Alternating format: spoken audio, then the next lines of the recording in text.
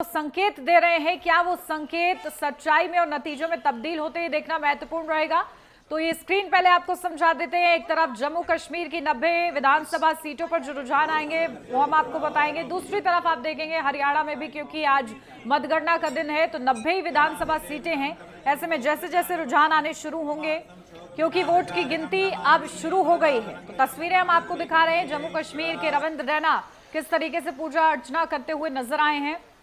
तो सुरक्षा व्यवस्था भी चाक चौबंद है और इंतजार किया जा रहा है नतीजों का, क्योंकि दोनों ही राज्यों में जो चुनाव है अपने अपने लिहाज से बेहद ही खास समझा जा रहा है। जम्मू कश्मीर की अगर बात की जाए तो धारा 370 हटने के बाद पहली बार विधानसभा चुनाव हुए हैं। ऐसे में जम्मू कश्मीर की जो आवाम है उसने पहली बार ऐसा हुआ कि चुनाव का बहिष्कार नहीं किया है, बल्कि बड़ी तादाद में घरों से निकलकर मतदान किया है। ऐसे में जो उन्होंने आशा बांधी है और किसको लेकर विश्वास जताया है, आज उसका खुलासा हो जाएगा। इसी के साथ हरियाणा के दंगल की अगर बात करें तो हरियाणा में जिस तरीके के समीकरण बनते हुए नजर आ रहे हैं और जो संकेत फिलहाल एग्जिट पोल में नजर आ रहे हैं, उसके हिसाब से सभी प्रत्याशियों की और पार्टियों की धड़कनें कहीं ना कहीं बढ़ी हुई हैं। हालांकि हरियाणा में एक रवायत रही है, ऐसे में 2 साल के बाद जब सरकार चेंज होती है तो इस बार क्या भारतीय जनता पार्टी वो रवायत को तोड़ पाती है या फिर जो ये रिवाज लगातार रहा है वो ही कायम रहता है और कांग्रेस दोबारा से सत्ता हासिल करती है। बड़े सवाल कहीं ना कहीं गूंज रहे हैं, लेकिन आज हरियाणा के सत्ता की चाबी आखिर किसको मिलती है ये भी देखना महत्वपूर्ण रहेगा। कई मुख्य पार्टियां मैदान में, हालांकि बीजेपी और कांग्रेस के बीच नेक टू नेक फाइट समझी जा रही है, लेकिन चाहे जम्मू कश्मीर की बात करें या हरियाणा की बात करें, कई ऐसे गठबंधन हैं जो कि खेल बिगाड़ भी सकते हैं और जानकारों का भी फिलहाल यही मानना सामने आ रहा है। जम्मू कश्मीर की अगर बात करें तो नेशनल कॉन्फ्रेंस और कांग्रेस क्योंकि साथ में है, ऐसे में लगातार कांटे की टक्कर देते हुए वो भी नजर आ रहे हैं। और अगर जम्मू क्षेत्र की खास तौर से बात करें तो बीजेपी वहां पर अच्छा प्रदर्शन करती रही है और इस बार भी यही उम्मीद है, लेकिन अगर कश्मीर क्षेत्र की बात करें तो बीजेपी के लिए वहां पर मुसीबत खड़ी हो सकती है। हालांकि जिस तरीके से जीत का दावा दोनों ही पार्टियां कर रही हैं, देखना महत्वपूर्ण रहेगा किसके जीत के दावे जो है सच्चाई में तब्दील होते हैं। तो वहीं अगर हरियाणा की बात करें तो हरियाणा में जिस तरीके से दावपेच लगाए गए हैं, चाहे फिर पहलवानों का मुद्दा हो, किसानों का मुद्दा हो या फिर नौजवानों का मुद्दा हो, ये तीनों मुद्दे सबसे ज्यादा हरियाणा के विधानसभा चुनाव में गूंजते हुए नजर आए हैं। क्योंकि हरियाणा के लोकसभा चुनाव में हमने देखा जहां कांग्रेस ने बराबरी का मुकाबला कर दिया था, जहां एक तरफ मोदी लहर में लगातार 10 की 10 सीटें आई थी भारतीय जनता पार्टी की, लेकिन इस बार के लोकसभा चुनाव में मुकाबला बराबरी का हो गया था बीजेपी और कांग्रेस के बीच। और उसके बाद हुए विधानसभा चुनाव में कहीं ना कहीं एंटी इनकम्बेंसी इसीलिए समझी जा रही थी बीजेपी के लिए। हालांकि बीजेपी इन तमाम दावों से दरकिनार कर रही है और कह रही है कि जनता ने कहीं ना कहीं जो खर्ची पर्ची का जो सिस्टम बीजेपी की तरफ से खत्म किया गया है उस पर भरोसा जताया होगा। हालांकि उम्मीदें अपनी जगह है, लेकिन नतीजे जैसे जैसे सामने आते ये देखना बेहद ही ज्यादा दिलचस्प हो जाएगा। तो जनता के फैसले में सियासी मंगल और आज 90 विधानसभा सीटों के क्या नतीजे होते, देखिए हरियाणा में बीजेपी 2, कांग्रेस 5, जो शुरुआती रुझान फिलहाल अभी सामने आ रहे हैं। बीजेपी 1, जम्मू कश्मीर की आपको तस्वीर बता रहे हैं, बीजेपी भी 1 पे है और कांग्रेस और नेशनल कॉन्फ्रेंस भी 1 पर है। हालांकि ये बहुत ही शुरुआती रुझान है। ऐसे में जैसे जैसे, क्योंकि अभी सबसे पहले बैलेट पेपर की काउंटिंग जो है होती है और उसके बाद ईवीएम से काउंटिंग होती है, तो मतगणना जैसे जैसे होगी, जैसे जैसे प्रत्याशियों की किस्मत का फैसला सामने आएगा, आप तक सटीक जानकारी नेटवर्क 10 की ओर से आपको दी जाएगी। लेकिन उससे पहले लगातार जो तस्वीरें हम आपको दिखा रहे हैं वो बेहद खास हो जाती है, क्योंकि कहीं ना कहीं सियासत अपनी जगह है, लेकिन भगवान से देखिए आशीर्वाद लेना नहीं भूलते हैं ये तमाम दिग्गज। और रविंद्र रैना के इस वक्त की हम तस्वीरें आपको देख रहे हैं। देखिए सुबह सुबह उन्होंने हवन पूजन भी कर लिया है और जम्मू कश्मीर के लिए कहीं ना कहीं वो बड़ी जीत का दावा करते हुए नजर आ रहे हैं।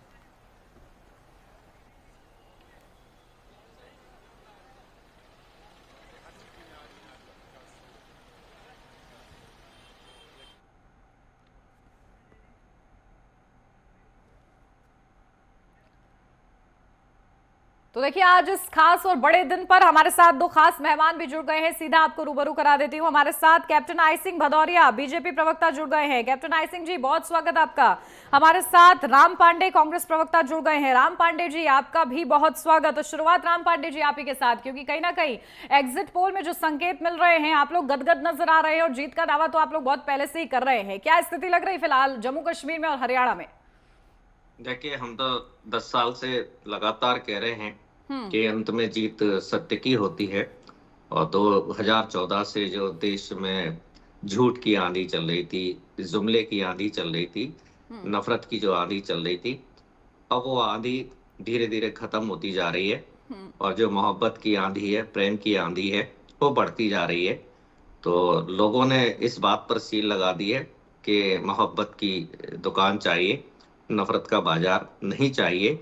आखिरकार कोशिश तो बहुत हुई थी चुनाव को हर तरीके से प्रभावित करने की, कि जैसे ही चुनाव की घोषणा हुई तो भारतीय जनता पार्टी के नेताओं के कारण चुनाव की तारीख भी बढ़ा दी गई। जितना उन्होंने कहा था, भारतीय जनता पार्टी एक तरफ तो एक देश एक चुनाव की बात कर रही थी, वहीं महाराष्ट्र और झारखंड के भी चुनाव हरियाणा और जम्मू कश्मीर के साथ होने थे, तो वो उन दोनों ने वो चुनाव भी साथ में नहीं होने दिए। यहाँ तक कि आप देखिए, ये भारतीय जनता पार्टी में नैतिकता का कितना पतन हो चुका है कि एक बलात्कार के आरोप जिस पर सिद्ध हो चुके हैं, कोर्ट जिसे सजा दे चुका है, उसको अपने चुनाव प्रचार के लिए भारतीय जनता पार्टी जेल से निकालती है, अपील करवाती है, चुनाव प्रचार करवाती है, राम रहीम।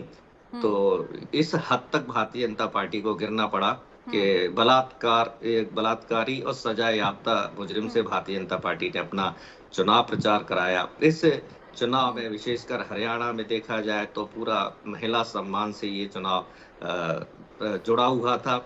महिलाओं का सीधा सीधा सा कितना अपमान किया गया था, ये हरियाणा चुनाव में देखा। विनेश फोगाट, साक्षी मलिक ने जो जंतर मंतर पर धरना दिया था एक बलात्कार के आरोपी के विरोध में, वहां उनको बाल पकड़कर उनको खींचा, उनको बेइज्जत किया। उसके बाद ये चुनाव किसानों का भी है। जब हरियाणा के किसान दिल्ली पहुंचे थे तो उन्हें दिल्ली नहीं जाने दिया, उनका अपमान किया, उनके रास्ते में कीलें ठोक दी गई, उनके खाने की व्यवस्था को रोका गया, उनकी बिजली काटी गई। और हम वहाँ के चाहे जवान की बात करें या नौजवान की बात करें, सबसे ज़्यादा हमारे देश में हरियाणा के जो युवा हैं, वो आर्मी में जाते हैं। तो उनको जो आर्मी का जो उनका कार्यकाल था, फोर्स का जो कार्यकाल था, नेवी का जो कार्यकाल था, वो सारा घटाकर केवल 4 साल कर दिया गया। और उसके बाद यदि वो पाकिस्तान, बांग्लादेश, अफगानिस्तान किसी भी देश से लड़ते-लड़ते शहीद हो जाते हैं, तो उनको शहीद का दर्जा नहीं मिलेगा, ना ही उनको पेंशन मिलेगी, ना ही उनको कैंटीन की व्यवस्था मिलेगी। हर वर्ग के साथ इन्होंने धोखा दिया और ये भी जानते थे कि इन्होंने पूरी तरह से धोखा दिया है। इसलिए इन्होंने जो इनके सीएम थे खट्टर साहब, उनको 9.5 साल बाद हटा दिया गया और एक नए सीएम को लॉन्च किया गया, ठीक है। क्योंकि जो जी तो तो कुल इस मिलाकर, तरह से हाँ, कुल मिलाकर आप लोग काफी ज्यादा आश्वस्त नजर आ रहे हैं। ठीक है कैप्टन आई सिंह भदौरिया जी, आपको क्या स्थिति खासतौर से हरियाणा में लग रही है? क्या नौजवान, किसान और पहलवान आप लोग पर भारी पड़ेंगे? देखिए, हरियाणा में वहाँ की जनता बहुत समझदार है, बुद्धिजीवी है। और जिस तरह से उन्होंने हमारा 10 साल का शासनकाल देखा है कि क्या हमारे इंफ्रास्ट्रक्चर जो कांग्रेस शासन के इतने 65 साल में नहीं जो हुआ, वो हमने वहाँ 10 साल में करके दिखाया। ज्यादा से ज्यादा वहाँ कांग्रेस की सरकार रही और फिर भी कांग्रेस ने इतना कुछ वहाँ कर नहीं पाया। अभी जैसे अग्निवीर की बात कही, तो कांग्रेस ने अग्निवीर के ऊपर जो भ्रम फैलाया है, शायद अब जो है ना युवा लोग जान चुके हैं, चाहे हरियाणा के हो या देश में अन्य कोने से आते हो, कि अग्निवीर कितनी जो है ना युवाओं के लिए हितती है और देश के हित है और आर्मी का भी हित है। और सबसे बड़ी बात है कि अग्निवीर को आप सेना को आप नौकरी क्यों मानते हो? ये तो देश सेवा है, क्या इसको भी आपने राजनीति समझ लिया है? देश सेवा के हिसाब से सेना में जो जाता है वो देश सेवा के हिसाब से जाता है, नहीं तो किसको जरूरत पड़ी है वहां जाके अपनी ताकत देने का?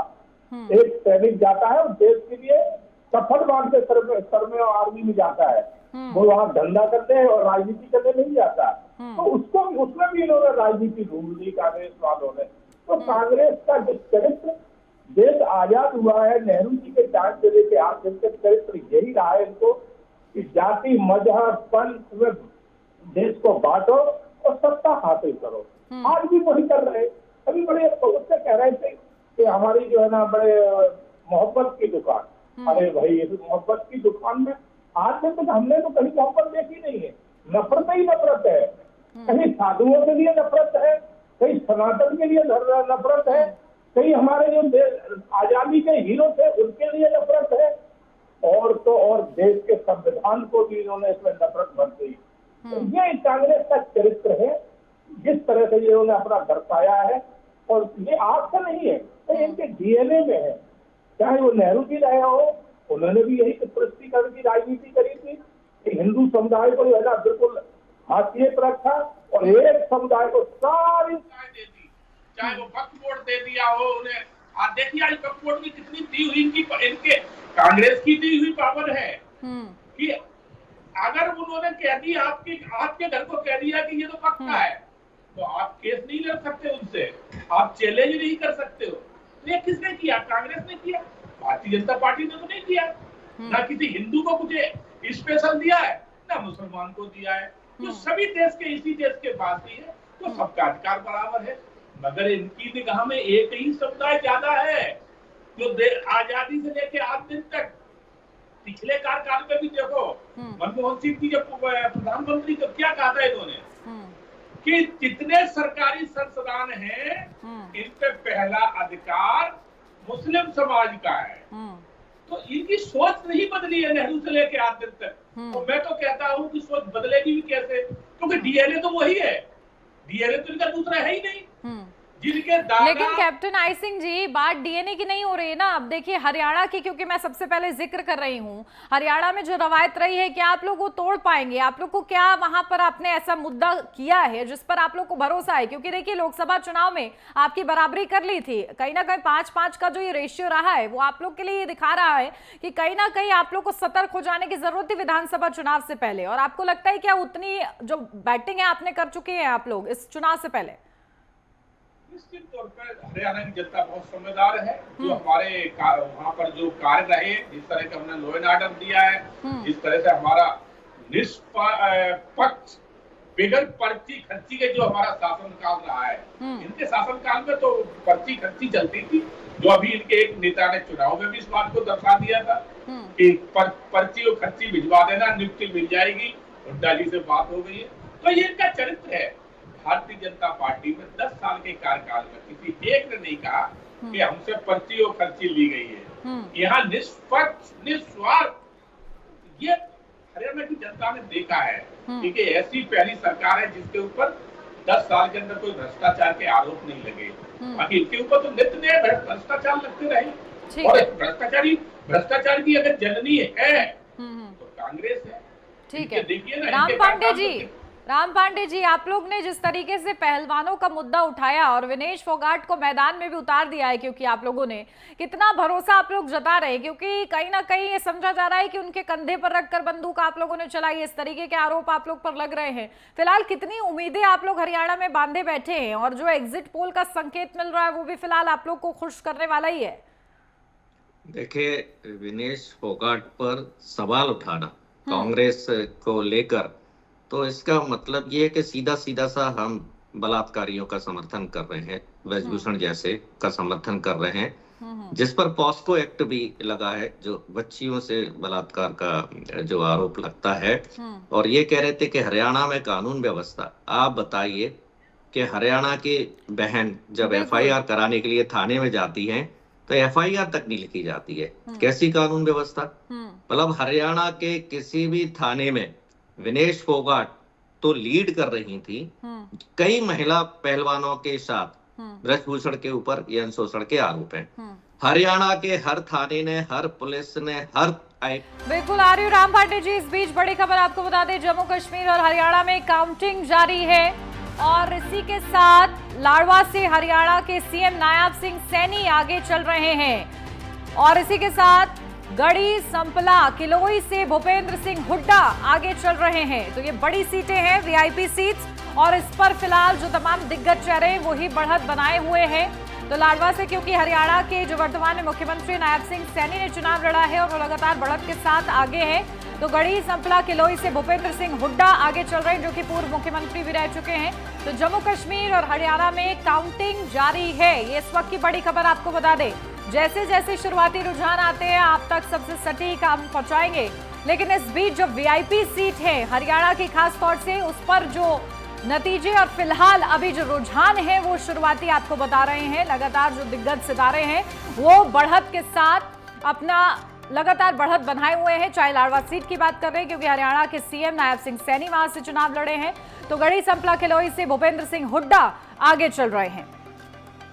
तो ये महत्वपूर्ण अपडेट है। और अनिल विज अंबाला कैंट से आगे चल रहे हैं। देखिए बहुत ही बेबाकी के साथ वो अपनी बात रखते हैं, चाहे फिर सीएम पद की दावेदारी ही क्यों ना हो, चर्चाओं में भी बने रहते हैं। और इस बीच वो भी लगातार अपनी सीट से बढ़त बनाए हुए हैं, तो आश्वस्त है कहीं ना कहीं दिग्गज सितारे। ऐसे में किस तरीके से इनके जो दावे हैं वो नतीजों में तब्दील होते हैं, देखना महत्वपूर्ण रहेगा।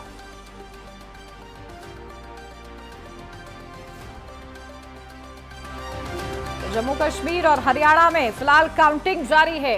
मतगणना का आज दिन है, नतीजों का दिन है, और ऐसे में अलग अलग सीट से जो दिग्गज सितारे हैं किस तरीके से बढ़त बना रहे हैं वो तस्वीर हम आप तक पहुंचा रहे हैं। फिलहाल हरियाणा से ये तस्वीर सामने आई है कि अनिल विज अंबाला कैंट से लगातार बढ़त बनाए हुए हैं, आगे चल रहे हैं। तो लगातार हमारे साथ खास मेहमान भी बने हुए हैं, उन्हीं से जान लेते हैं। राम पांडे जी, देखिए जिस तरीके से चाहे फिर भूपेंद्र हुड्डा हो लगातार बढ़त बना रहे हैं और एक बड़ा चेहरा वो माने जाते हैं, और ऐसे में जो सियासी खींचतान कुमारी शैलजा के बीच हो या फिर रणदीप सुरजेवाला के बीच हो, ये जो सियासी खींचतान हुई है, क्या आपको लगता है इसने जरा सा भी प्रभाव डाला होगा?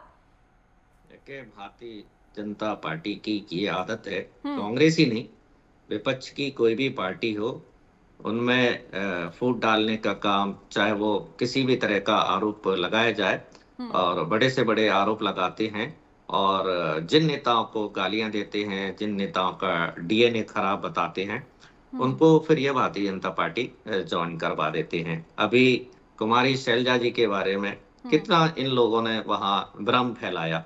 आखिरकार शैलजा जी को कहना पड़ा कि मैं जिस दिन दुनिया से जाऊंगी मैं कांग्रेस के तिरंगे में लिपट कर जाऊंगी, और मेरे पिताजी भी कांग्रेस के तिरंगे में लिपट कर गए। और इन्होंने एक दलित वाला भी आरोप लगाया था कि शैलजा जी का जो अपमान हो रहा है वो दलितों का अपमान हो रहा है, जबकि ये अपनी पार्टी के अशोक तंवर जी जो दलित नेता थे उनका अपमान कर रहे थे। तो अशोक तंवर जी इनकी पार्टी को छोड़कर कांग्रेस में आ गए। इन्होंने कहा कि ये नफरत डीएनए, अब बताइए इन्होंने नीतीश कुमार को, अमित शाह जी ने कहा था ना कि डीएनए खराब है और इनको हम कभी अपनी पार्टी में नहीं लेंगे, वो कहाँ आ गए? अजीत पवार का डीएनए खराब बताया था। देखिए यही तो सियासत है। ठीक है, हमारे साथ एक और खास मेहमान जुड़ गए हैं, गुडवेज यादव, वरिष्ठ पत्रकार है वो। गुडवेज जी आपका भी बहुत स्वागत। और क्योंकि आप चर्चा में देरी से भले ही जुड़े हो, लेकिन आज का दिन बेहद ही ज्यादा महत्वपूर्ण है, और ऐसे में जो शुरुआती रुझान सामने आ रहे हैं वो यही दिखा रहे हैं, और जो एग्जिट पोल आई है वो कहीं ना कहीं कांग्रेस को खुश करने वाली है। फिलहाल हरियाणा का अगर मैं सबसे पहले जिक्र करूं तो क्या तस्वीर बनती हुई आपको नजर आ रही है? 60 से 62 सीटें लेकिन सरकार बनाती नजर आ रही है। भारतीय जनता पार्टी 15 से 20 सीटों को सिमट जाएगी। ठीक है, गुडवेज यादव जी आप एक बार प्लीज अपना जो ऑडियो है उसको अनम्यूट करके वापस से मतलब म्यूट है वो, उसको वापस से अनम्यूट कीजिए जरा। जी गुडवेज जी। जी, हरियाणा के रुझानों के हिसाब से भारतीय जनता पार्टी 15 से 20 सीटों के बीच सिमटती नजर आ रही है। कांग्रेस 60 से 62 सीटें लेकर स्पष्ट बहुमत से सरकार बनाएगी। ये तस्वीर फिलहाल आपको नजर आ रही है। किसान, जवान और पहलवान का मुद्दा ले डूबेगा। ठीक है, किसान, जवान और पहलवानों की जो अनदेखी की है इन्होंने, उस मुद्दे को लेकर इनका वोट परसेंट बहुत घटेगा। कांग्रेस स्पष्ट बहुमत से सरकार बनाएगी। ठीक है, हरियाणा में तो ये स्थिति फिलहाल नजर आ रही है। कैप्टन आई सिंह भदौरिया जी, देखिए बार बार जिक्र हो रहा है, हालांकि संकेत ही है, कुछ भी हो सकता है, पासा किधर भी जा सकता है, इसकी उम्मीद हमेशा बरकरार रहती है और राजनेताओं को रखनी भी चाहिए इतनी उम्मीद तो। लेकिन आप लोगों ने जो काम किया, आपने कहा कि ये खर्ची पर्ची वाला जो सिस्टम है वो खत्म किया है, और दिग्गज सितारे क्योंकि वहां पर पहुंचे हैं, आप लोगों ने ऑफर भी दिया कुमारी शैलजा को, और जिस तरीके से आप लोगों ने कहा कि कांग्रेस दलितों का अपमान करती है, अब दलित चेहरा आपने क्योंकि मुख्यमंत्री बनाया बनाया है, क्या इन सब चीजों को अगर जोड़ भी दिया जाए तो आपको लगता है कुछ बड़ा परिवर्तन हो सकता है और ये जो रवायत रही है वो टूट जाएगी? निश्चित तौर पे आपने देखा होगा हरियाणा में जो शैलजा जी है कोई नई नेता नहीं है, कांग्रेस की बहुत पुरानी नेता है, राजीव गांधी के साथ भी काम कर चुकी हैं और उन दलितों का अधिकार बनता है हरियाणा में। आज दिन तक वहाँ कांग्रेस ने जो भी सीएम बनाया है जाट बनाया है, तो क्या दलितों की इतनी भी भागीदारी वहाँ नहीं है? दलितों को ये सम्मान नहीं मिलना चाहिए? तो दलितों को सम्मान तो कभी कांग्रेस ने दिया ही नहीं है। आप देखिए जब से देश आजाद हुआ था नेहरू के टाइम से लेके जम्मू कश्मीर में दलितों को वोटिंग का अधिकार नहीं था। 2014 के बाद जब नरेंद्र मोदी की सरकार केंद्र में आई है ये अधिकार हमने उनको दिलाया है और ये बात करते हैं दलितों की, तो दलित हितैषी है कहां से? अभी हमारे राजनीतिक विश्लेषक जो राजनीतिक विश्लेषक बन के आए, मैं उनको धन्यवाद कहता हूं, मगर शायद वो आंखों में पट्टी बांध के आए हैं। एक तरफा चश्मा दिखाई दे रहा है। ये इनको शायद ये रैली तो ओपन हो रहे, अभी ये नहीं दिखाई दे रहे, मगर आते ही उनने 62 सीट कांग्रेस को दे दी। तो ऐसी शायद हो सकता है ये भी कहीं ट्रेनिंग लेके आए होंगे कांग्रेस के कैंप में। नहीं, चलिए आप बुरा मत मानिए क्योंकि अभी जैसे जैसे रुझान आएंगे और जो नतीजे आते जाएंगे तो वो हम लोग तो तो स्पष्ट रखेंगे ही ना। अभी तो दिखाई दे रहे हैं, उस हिसाब से इनको बोलना चाहिए ना। ये तो आते ही कह दिया 62 जाएगी, बीजेपी को भगा दिया जाएगा। अनुमान उन्होंने बता दिया है। ठीक है, नाराज मत होइए, अभी आएंगे नतीजे आएंगे और हमें भी कोई जल्दबाजी नहीं है, किसी को कोई जल्दबाजी नहीं है। आराम से नतीजे देखेंगे, रुझान भी देखेंगे। आप सब हमारे साथ बने रहिएगा, लौटूंगे आपके पास, आगे भी चर्चा करनी है। जम्मू कश्मीर की भी स्थिति के बारे में आप सभी से अपडेट लूंगी। फिलहाल यहाँ एक छोटे से ब्रेक के लिए जल्द हाजिर होते हैं।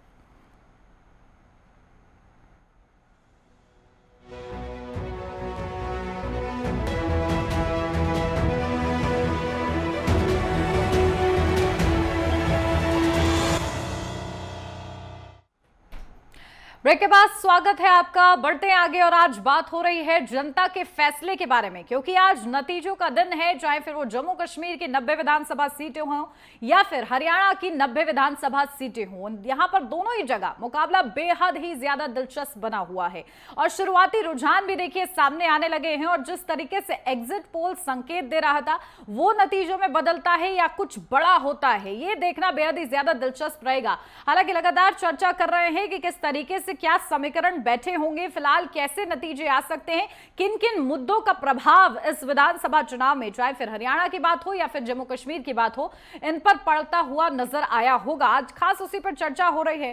खास मेहमान भी लगातार हमारे साथ बने हुए हैं।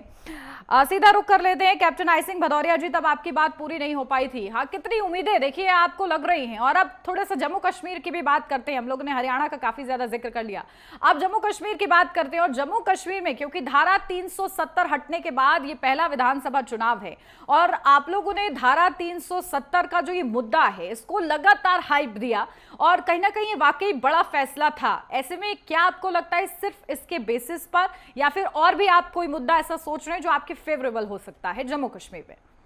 निश्चित तौर पर जम्मू कश्मीर में सिर्फ 3 परिवारों ने वहां कब्जा कर रखा था।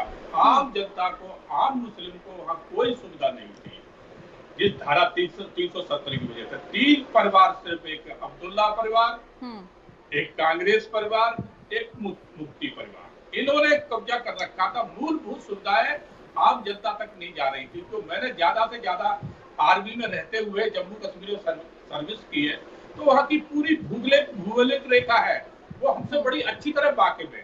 मैंने ऐसे ऐसे घर वहाँ देखे जो लाइट जानते ही नहीं थे क्या चीज होती है, रोड यही नहीं जानते थे कि रोड भी कोई बनती है। आज वहाँ अगर सिंगल भी घर है तो हमने वहाँ पर लाइट पहुंचाई है, नल से जल पहुंचाया है, रोडें उनके घर तक बना के दी है। तो ये हमने करके दिखाया है। तो ये जो है ना 70 साल में ना कांग्रेस कर पाई ना इनके सहयोगी जो पार्टियां थी वो कर पाई। तो ये चीज वहां जम्मू कश्मीर की जनता ने देखा है। हाँ जरूर है जो कट्टरवादी है, जैसे अभी हमारे राजनीतिक विश्लेषक आए थे, उनकी शायद आंख कमजोर होगी, मैं तो यही कहूंगा कि निगाह कमजोर है। उन्होंने रैली जो सामने आ रहे उनको ना देख के आते ही 62 कांग्रेस को दे दी। तो इस तरह के लोग और भी हैं, वो बस आते ही अपना ओपिनियन दे देते हैं मगर सामने क्या है वो नहीं देखेगा। अभी देखिए आप, एक जगह हमें 14 दिखाई दे रहा है और यहाँ पर 21 दिखाई दे रहा है, मगर इन्होंने इनको नजरअंदाज कर दिया। आते ही कांग्रेस को भाषण दे दिया। अरे भैया काय की राजनीति कहो, कांग्रेस के प्रवक्ता बन जाओ ना, प्रवक्ता बन के बैठो। जब आपको यही इस तरह की बात करना, राजनीतिक विश्लेषक का मतलब समझते हो आप क्या होता है? बिल्कुल एक एक चीज का विश्लेषण करना, उसको क्लियर चलिए कैप्टन आई सिंह भदौरिया जी, ना कि किसी एक का पक्ष लेना। ठीक है अगर बीजेपी गलत है तो उसको भी कहिए, और कांग्रेस गलत है उसको भी कहिए, मगर आप चश्मा लगा के कांग्रेस के आओगे और राजनीति प्रवक्ता बन के बैठोगे। चलिए ठीक है, दिल पर लग गई आपकी ये बात, लगता है मैं पूछूंगी। दिल पर नहीं लग गई, जैसे आते उन्होंने गुडविल तो नहीं देखा, रैंक देख के बताते। अगर यहाँ रैंक शो हो रहा था और फिर ये कहते, बिल्कुल बुराई बात। ये रैंक तो हम इनसे आगे चल रहे हैं और इन्होंने हमें आगे एकदम पीछे फेंक दिया उठा के। तो सोच पता चलती है ना कि किस सोच को लेके बैठे हैं। ठीक है, लेकिन जम्मू कश्मीर में उम्मीदों का जवाब नहीं दिया आपने कि जम्मू कश्मीर में धारा 370 और इसी के साथ जो काम आपने किए हैं, आपको लग रहा है जम्मू कश्मीर की जो आवाम है वो इस बार जो आशा बांध कर अपने घरों से इतनी बड़ी तादाद में मतदान हुआ है वो आपके फेवर में हुआ होगा? निश्चित तौर पे आपने देखा हो कि देश जब से आजाद हुआ है तब से अभी तक इतनी बड़ी जनसंख्या में वहाँ पब्लिक कभी वोटिंग करने के लिए नहीं निकली है, क्योंकि हमने जम्मू कश्मीर के चुनाव कराए हैं। मैं वहां रहा हूँ, पब्लिक को घरों से जाके बुलाते थे, सुरक्षा बल जाके फिर भी नहीं आते थे, मगर अब की बार बुलाने की जरूरत नहीं पड़ी है, क्योंकि उन्हें मालूम है कि आराम से वोट डालेंगे, हमें कोई प्रॉब्लम नहीं है। पहले तो बहिष्कार किया जाता था वोटिंग का, यही राजनीतिक पार्टियां बहिष्कार करवाती थी, मगर ये भारतीय जनता पार्टी नरेंद्र मोदी की सरकार है जिसने उन्हें पूर्ण अधिकार दिया है कि आप वोट करिए, आपको कोई रोकने वाला नहीं है। राम पांडे जी, जम्मू कश्मीर में वो करके दिखाया हमने। बिल्कुल, जम्मू कश्मीर में भारतीय जनता पार्टी ने बड़े बड़े फैसले लिए हैं। धारा 370 हटी है, कहीं ना कहीं हम लोगों ने देखा है सुरक्षा ऐसी हुई है कि अब रात को भी घर घर जाकर प्रचार कर पाए हैं प्रत्याशी। तो क्या आपको लगता है कि ये मुद्दा बन सकता है? भले ही आप लोग गठबंधन पर पूरा जोर लगा रहे हैं और गठबंधन से उम्मीदें भी कर रहे हैं, लेकिन आपको लगता है कि थोड़ा सा भी नेक टू नेक फाइट हो सकती है? देखिए, जिस तरह से धारा 370 हटी और जिस तरह से धारा 370 को हटाने का प्रचार किया गया, उस हिसाब से भारतीय जनता पार्टी को जम्मू कश्मीर की 90 में से 90 सीटें जीतना थी, जो कि आपके रुझान बताएं या 2 दिन से मीडिया के रुझान बताएं या 2 घंटे बाद के जो रुझान आएंगे वो सब क्लियर कर देंगे। और जम्मू कश्मीर में 35-36 सीट रहती थी पहले जम्मू की, और बाकी की सीट रहती थी 50 से ज्यादा सीट रहती थी कश्मीर साइड की।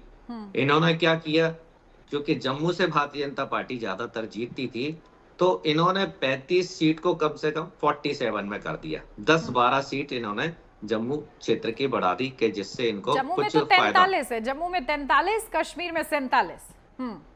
हाँ, लगभग बराबर होगी, लेकिन 10 सीट इन्होंने 10-12 सीट इन्होंने जम्मू क्षेत्र में बढ़ाने का काम किया है कि शायद इसका फायदा हो जाए।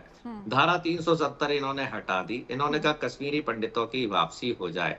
कश्मीरी पंडित वहां नहीं पहुंचे हैं। मनमोहन सिंह जी ने जरूर योजना बनाई थी कि उनको रोजगार भी दिया जाएगा और उनको मकान भी दिया जाएगा। इन्होंने ये नहीं बताया कि वहां कितने लोगों ने शादियां की, कितने लोगों ने वहां प्लॉट लिए।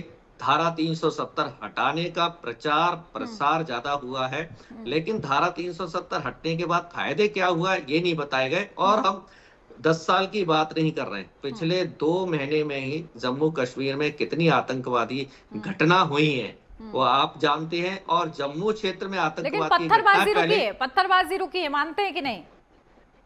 पत्थरबाजी ज्यादा बड़ी बात होती है या हमारे जवानों की और हमारी जनता की हत्या कर दी जाए? बिल्कुल, जब जवानों और जनता की हत्या की जा रही है, लेकिन देखिए जब हमले होते हैं, जब हमले हो रहे हैं उसको कोई दरकिनार नहीं कर रहा है। वाकई ये सेंसिटिव मुद्दा है, तो फिर ये डिबेट नहीं हो पाएगी। देखिए, ये जो बीजेपी के प्रवक्ता बीच में बोल रहे हैं, यही इनकी नफरत की पहचान है। ये बोल रहे थे इवन आपके राजनीतिक विश्लेषक को गालियां दे रहे थे तो हम सब चुप थे, राजनीतिक विश्लेषक भी चुप थे। ठीक है। लेकिन जब मेरा टर्न आया तो ये फिर गालियां देने लगे, इसी को नफरत बोलते हैं। नहीं चलिए वो चुप है, आज तो चुप रहने का ही दिन है, सब लोग बारी बारी से ही बोलेंगे, कुछ झगड़ा करने वाली बात तो है नहीं, जब नतीजे आएंगे तब फिर झगड़ लीजिएगा। लेकिन फिलहाल ये बताइए कि पत्थरबाजी तो रुकी है, क्योंकि कहीं ना कहीं देखिए इसे राजनीतिक मुद्दा बनाने की बिल्कुल भी जरूरत नहीं होती है, और क्योंकि आप लोग तो इतनी बड़ी बड़ी पार्टियां हैं, और जम्मू कश्मीर का क्योंकि इतिहास हम लोगों ने ऐसा देखा है, और जम्मू कश्मीर कहीं ना कहीं भारत से जिस तरीके से अलग करके उसको देखा जाता था, नहीं लगता है कि एक जुड़ाव वहां की जनता महसूस कर रही है, या फिर कहीं ना कहीं उम्मीदें उन लोगों में बंधी हैं डेवलपमेंट को लेकर? यदि उम्मीदें होती तो ये चुनाव 10 साल के बाद नहीं होता।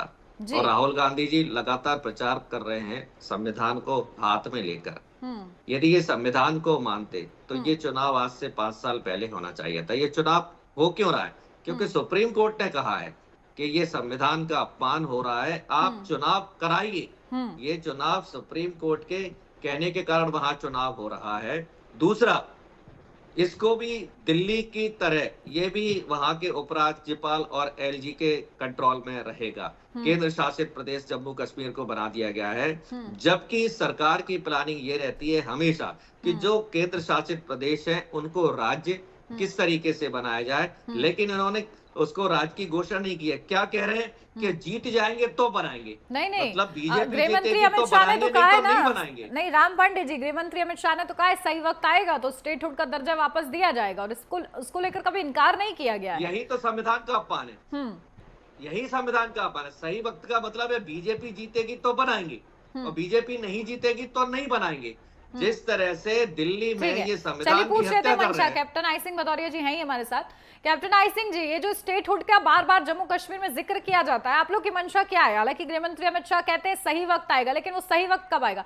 आऊंगी, इस सवाल का जवाब लूंगी, लेकिन इस बीच बड़ी खबर, जम्मू कश्मीर और हरियाणा में काउंटिंग जारी है। आज मतगणना का दिन है, और ऐसे में हरियाणा के रुझानों में कांग्रेस को बहुमत मिला है। ये बड़ी खबर आपको बता दें, बीजेपी हरियाणा में कांग्रेस से पिछड़ी है। ये बड़ी खबर इस वक्त की हम आपको बता रहे हैं। रुझानों में 46 सीटों पर कांग्रेस आगे, और इसी के साथ जम्मू कश्मीर और हरियाणा में काउंटिंग जारी है। लेकिन फिलहाल हरियाणा का अगर जिक्र करें तो एक टेंशन वाली बात बीजेपी के लिए है, क्योंकि कांग्रेस 46 सीटों पर आगे है, यानी कि कहीं ना कहीं बहुमत का आंकड़ा छू चुकी है। तो बीजेपी हरियाणा में कांग्रेस से पिछड़ी हुई फिलहाल नजर आई है, और रुझानों में 46 सीटों पर कांग्रेस आगे है, यानी कि बहुमत का देखिए वो आंकड़ा छू लिया है। तो जम्मू कश्मीर और हरियाणा में फिलहाल मतगणना का दिन, लेकिन इस बीच जो सबसे पहले हरियाणा के रुझान सामने आए हैं वो इशारा कर रहे हैं कि कांग्रेस को बहुमत मिला है, और बीजेपी हरियाणा में कांग्रेस से पिछड़ी है। ये बड़ी तस्वीर सामने आई है हरियाणा में।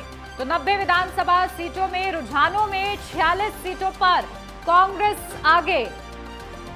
तो ये बड़ी तस्वीर हरियाणा से सामने आ रही है। हालांकि एग्जिट पोल भी कुछ इसी तरीके का संकेत दे रहे थे। तो लगातार हमारे साथ मेहमान जुड़े भी हुए हैं। कैप्टन आई सिंह जी, इससे पहले कि मैं स्टेटहुड का जिक्र करूं, ये जो रुझान सामने आ रहे हैं हरियाणा में खास तौर से, ये चिंता का विषय हो सकते हैं, और ऐसे में आप लोग क्या सोच रहे हैं इसको लेकर? अगर कुछ भी नतीजे ऐसे बिगड़ते हैं आपके फेवर में नहीं आ रहे हैं, तो आप क्या समझ रहे हैं, क्या किसकी जिम्मेदारी होगी? क्या समझेंगे, क्या कहां डिफॉल्ट रहा? देखिए, ये अभी जो शुरुआती रुझान है, और ये जहां तक है अभी मेरा ख्याल है कि कुल जो पेटियां हैं, मत पेटियां शायद वो नहीं खुली है, बैलेट पेपर की काउंटिंग हो रही है। तो बैलेट पेपर में होता है जब पेटियां खुलेंगी रुझान, उसके बाद सही आना शुरू होगा। तो शुरुआती रुझान में कोई भी आगे, कोई भी, अभी जैसे हम आगे चल रहे थे, अभी हमें आगे दिखाई दे रहे थे, ये पीछे चल रहे थे। तो ये बैलेट पेपर की जब तक गिनती होगी तब तक ये इसी तरह का रहेगा। तो अभी ये शुरुआती रुझान है, इसमें कुछ नहीं कह सकते। ये तो क्लियर होगा 10-11 बजे के बाद, थोड़ा जो रुझान आएंगे वो लगेंगे कि हाँ अब किधर जाएगा। लेकिन गैप देखिए बहुत ज्यादा है। 16 बीजेपी, कांग्रेस 49 करीब सामने आ रही है, और ऐसे में बैलेट पेपर का गैप है। बैलेट पेपर में तो होता है ये, अभी मतपेटियों को नहीं, मतपेटियां तो चलिए ठीक है, कितना माइनस प्लस होता है ये देखना होगा। चलिए ठीक है, स्टेटहुड पर मेरा सवाल था आपसे, क्योंकि स्टेटहुड को लेकर बार बार टारगेट किया राहुल गांधी ने भी, जब भी वो घाटी में पहुंचे उन्होंने कहा कि इन लोग की मंशा ही नहीं है। फिलहाल आप लोग की क्या मंशा है? बिल्कुल। तो हमारे गृह मंत्री जी ने जो कहा है, अमित शाह जी ने, कि समय अनुसार जो भी उचित होगा बिल्कुल उसके ऊपर डिसीजन लिया जाएगा। तो सत्य है, हमने हर काम जो है ना समय अनुसार किया है। हमने कहा था कि धारा 370 हटाएंगे और हटा दी। ये 70 साल में कहते रहे। कांग्रेस तो ये कहती थी कि घिसते घिसते घिस जाएगी, तो ये घिसने के मूड में बने रहे, मगर हम ये आए और हमने तुरंत हटा दिया उसको। तो इसी है, भारतीय जनता पार्टी जो कहती है वो करती है। ये कहते हैं, वो करते नहीं है। इन्होंने जैसे लोकसभा चुनाव में आम जनता के सामने कहा था कि बीजेपी आ गई तो संविधान बदल देगी।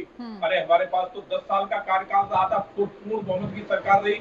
हमने तो संविधान का पूरा सम्मान के साथ उसका जो है ना सम्मान किया। अपमान तो ये लोग करने वाले हैं। क्या ये भूल गए जो इमरजेंसी इन्हीं के कार्यकाल में लगाई गई थी? सिखों का नरसंहार इन्हीं के कार्यकाल में हुआ था। हमारे कार्यकाल में तो ऐसा कभी नहीं हुआ। जम्मू कश्मीर में सेना के ऊपर पत्थरबाजी होती थी, आम पब्लिक पर नहीं होती थी, सेना के ऊपर पत्थरबाजी होती थी। इन्हीं के कार्यकाल में होती थी, हमारे कार्यकाल में तो नहीं हो रही। तो संविधान का अपमान तो इन लोगों ने किया है। हमने संविधान का हरदम सम्मान किया है और आगे करते रहेंगे, क्योंकि हम अनुशासित लोग हैं। हम इस देश को राष्ट्रवाद को लेके चलने वाले, इनके अंदर राष्ट्रवाद कहीं है? आज दिन तक आपने कभी राहुल गांधी के मुंह से सुना हो कि राष्ट्रवाद की बात करते हो?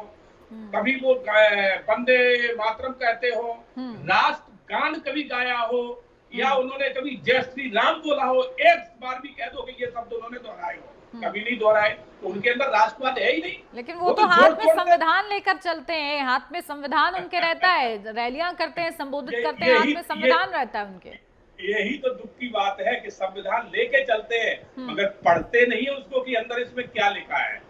अगर वो पढ़ते तो अपने देश की बदनामी विदेशी धरती पे नहीं करते। जाके कहते थे कि भारत में संविधान नहीं है, पेट्रोल छिड़का हुआ है, माचिस लगाने की जरूरत है। इस तरह की बातें भारत की धरती छोड़ के विदेशी धरती पे नहीं करते। तो रहा ये कांग्रेस का चरित्र है। देखिए, देश को तोड़। ठीक है, आ रही हूँ कैप्टन आई सिंह जी। देखिए, फिलहाल जो आंकड़े ये हरियाणा के सामने आ रहे हैं, वो एनडीए 15 और इंडिया 48, अदर को 4 सीटें मिलती हुई नजर आ रही है। ये तस्वीर फिलहाल आपके सामने है, किस तरीके से एनडीए 15 और इंडिया गठबंधन 48। तो ये तस्वीर फिलहाल बनती हुई नजर आ रही है। लगातार मतगणना की प्रक्रिया चल रही है। और जम्मू कश्मीर की बात करें तो एनडीए 16, इंडिया 26, अदर 5।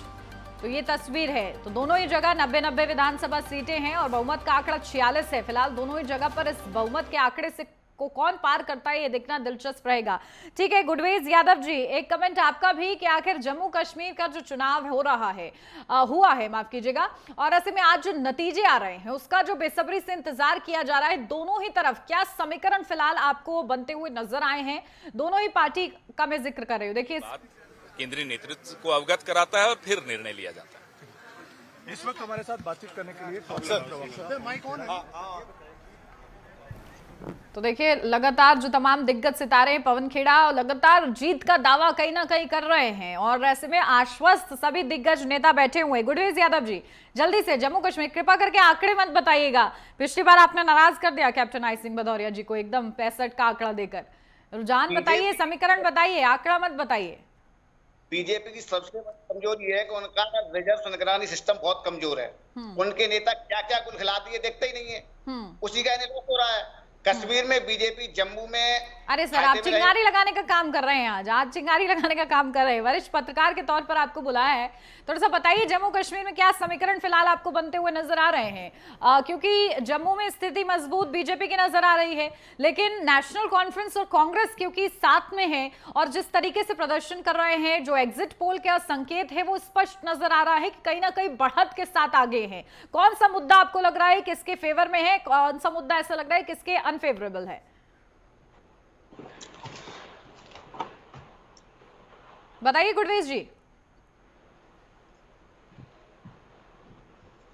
धारा 370 हटने का फायदा जम्मू रीजन में बीजेपी को मिल रहा है। सबसे बड़ा फायदा उसे ये हुआ है, मतलब उस हिंसा रहित इलेक्शन कराए हैं, पत्थरबाजी बंद हुई है और वोटों का बहिष्कार नहीं हुआ है। ये सबसे बड़ी बीजेपी की उपलब्धि है। लेकिन ये अपने नेताओं पे कंट्रोल कर ले तो बीजेपी बेटर कर सकती थी।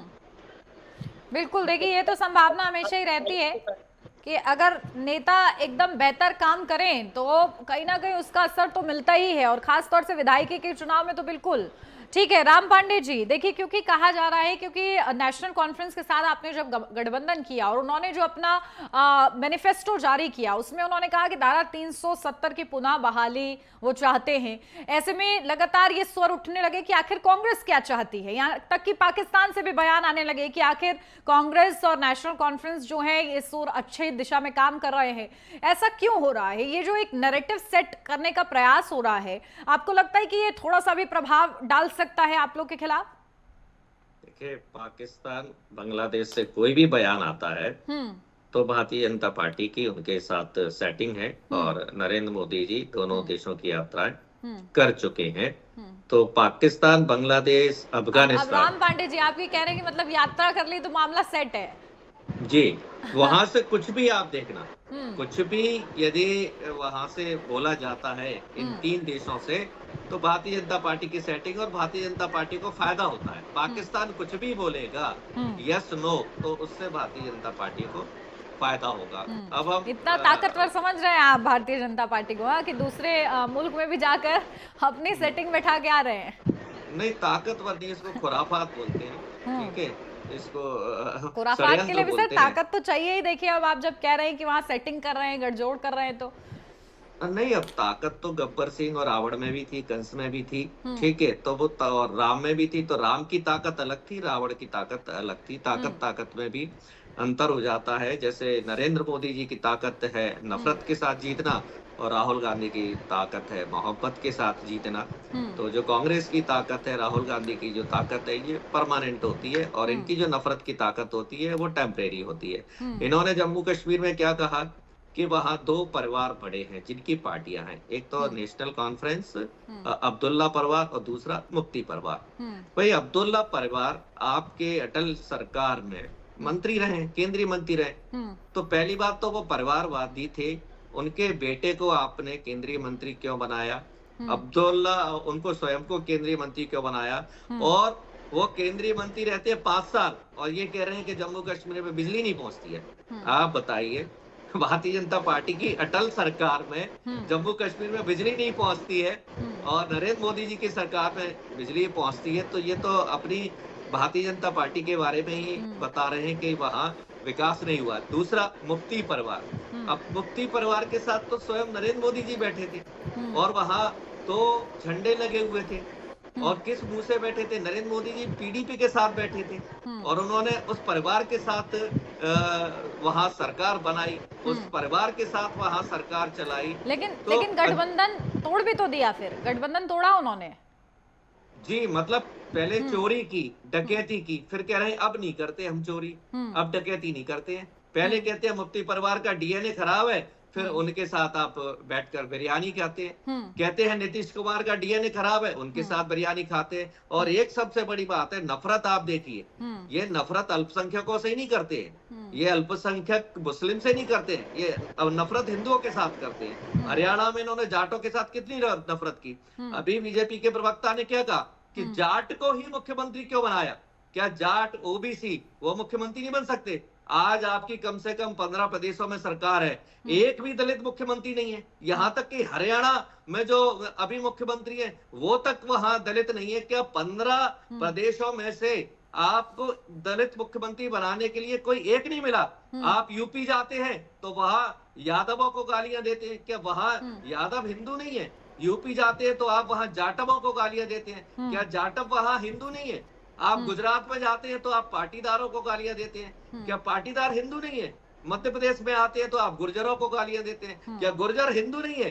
ठीक है, मोहब्बत की दुकान में कहां सर आप जातियां ले आए हैं? चलिए ठीक है, अब आपने पूछ ही लिया है। केवल वोट की राजनीति करते हैं, इनको जरूरत पड़ती है तो ये हिंदुओं को भी गालियां देते हैं, ये जाटों को भी गालियां देते हैं, यादवों को भी देते हैं, गुर्जरों को भी देते हैं, लोधियों को भी देते हैं। ये किसी जाति को नहीं छोड़ते हैं। और अभी हरियाणा में तो इन्होंने जाटों को लगातार गालियां दी है, जबकि जाट हमारे सबसे ज्यादा आर्मी में है। आज वही हमारे देश की सुरक्षा कर रहे हैं। ये कह रहे हैं जम्मू कश्मीर में पत्थरबाजी बंद हो गई, तो उसमें सबसे बड़ा योगदान जाटों का है। जो वहां आप यदि पत्थरबाजी की तारीफ कर रहे हैं, हमारी देश की सीमाएं सुरक्षित है, तो उनमें जाटों का भी योगदान है। और आप कह रहे हैं कि जाट तो हिंदू ही नहीं है। आप लगातार जाटों को गाली दे रहे हैं। किसान आंदोलन में सबसे ज्यादा ठीक है। जाट गए थे, हरियाणा के जाट गए थे, यूपी के जाट गए थे। आपने जाटों को क्या बोला? ये तो पाकिस्तानी है, ये देशद्रोही है। तो ये केवल मुस्लिम को गाली नहीं देते, ये हिंदुओं को भी गाली देते हैं। जो इनको वोट ही देता है, इन्होंने अयोध्या के हिंदुओं को गाली दी, इन्होंने अयोध्या के हिंदुओं को गद्दार तक कहा।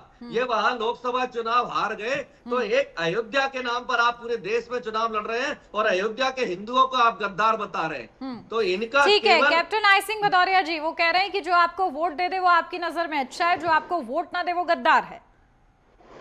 देखिए, अभी इन्होंने कहा कि दलित और पिछड़ा वर्ग को लेके के इन्होंने कहाँ बनाए, तो मैं शायद इनकी याददाश्त कमजोर है कि भारतीय जनता पार्टी ऐसी है जिसने दलित राष्ट्रपति बनाया है। कांग्रेस ने कभी नहीं बनाया 70 साल के कार्यकाल। और भारतीय जनता पार्टी है जो अभी उपराष्ट्रपति वर्तमान में है, वो पिछड़े वर्ग का है। और अभी भारतीय जनता पार्टी की केंद्रीय मंत्रिमंडल में 32 दलित मंत्री है। तो आप हमारी क्या बात करोगे? हमने तो वो कार्य करे कि जो आपके नेताओं को हमने जो है ना राष्ट्रीय पदक दिए हैं। प्रणब मुखर्जी किसके थे? आपके थे। भारत रत्न आपने नहीं दिया, हमने दिया। सरदार वल्लभ भाई पटेल किसके थे? आपके थे। आपने उनको मरने के बाद भी नहीं दिया, हमने दिया। तो आप तो सिर्फ एक गांधी नेहरू परिवार में, गांधी भी नहीं कहूंगा, गांधी को जबरदस्ती का सरनेम जोड़ लिया है। वो नेहरू परिवार के अलावा आपकी निगाह में और कोई है ही नहीं। बार बार प्रधानमंत्री बना है, नेहरू परिवार का बना है। अध्यक्ष ज्यादा से ज्यादा कांग्रेस का बना है, नेहरू परिवार का बना है। तो कांग्रेस में और है कहाँ जो आप कह रहे हो दलित? हमने करके दिखाया सामने। आपके प्रणब मुखर्जी आपके थे, हमारे तो नहीं थे। आप देना चाहिए था, आपका 10 साल का कार्यकाल था, उन्हें देते आप नहीं दिया। भारत रत्न आप नहीं दे पाए, ना सरदार वल्लभ भाई पटेल को दे। और भी आपके बिहार में जो नेता थे, चाहे कर्पूरी ठाकुर हो और भी हो, ये किसके थे? आपसे ही जुड़े रहे।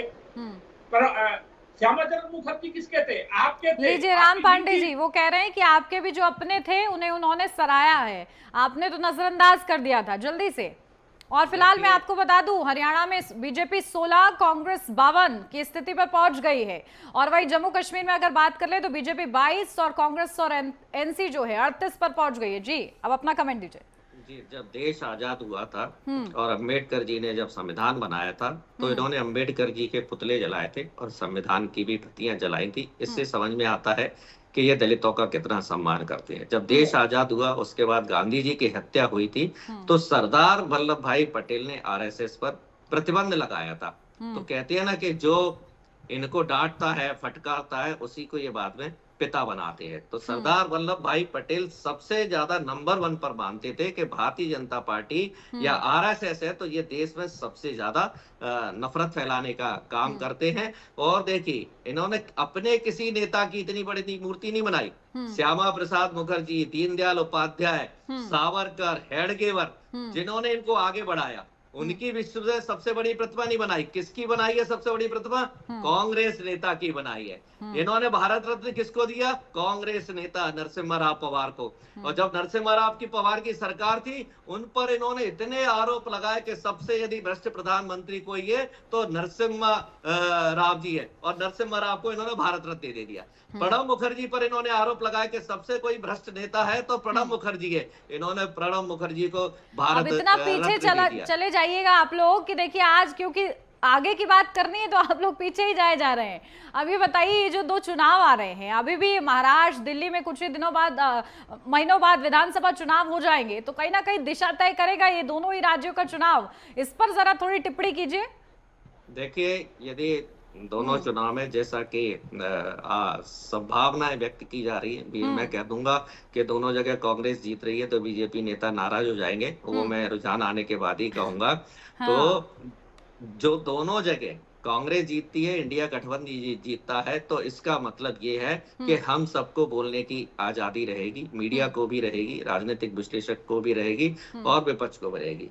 यदि जहां भारतीय जनता पार्टी जीत जाएगी जहां भी जीतेगी देश में प्रदेश में, तो आपके जो बोलने की अधिकार है, जो हमारे संविधान के अधिकार है, स्वतंत्रता के अधिकार हैं, समानता के अधिकार लीजिए, है, वो अभी खत्म बराबर होते से जाएंगे। मैंने आपको मौका दिया और आप कह रहे हैं कि अभी अधिकार नहीं है हम लोग के पास। चलिए ठीक है, ठीक है, ठीक है, आप लोग उम्मीद बांधे रहिए, क्योंकि जैसे जैसे नतीजे रुझानों के जो रुझान है फिलहाल वो नतीजों में तब्दील होते हैं, देखना बेहद ही ज्यादा महत्वपूर्ण रहेगा। फिलहाल यहाँ रुक एक छोटे से ब्रेक के लिए, जल्द हाजिर होते हैं।